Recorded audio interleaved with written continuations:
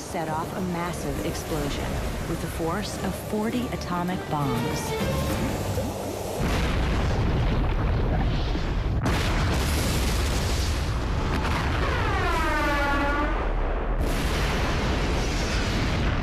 Phase 4. Raging avalanches of rock and debris known as pyroclastic flows.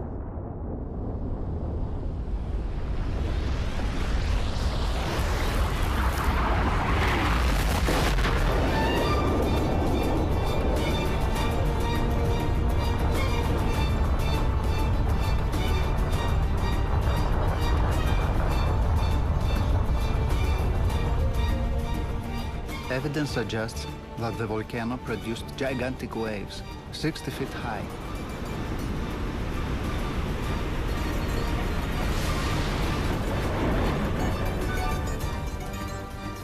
If people escaped by ship at the last minute, they never could have survived these tsunamis.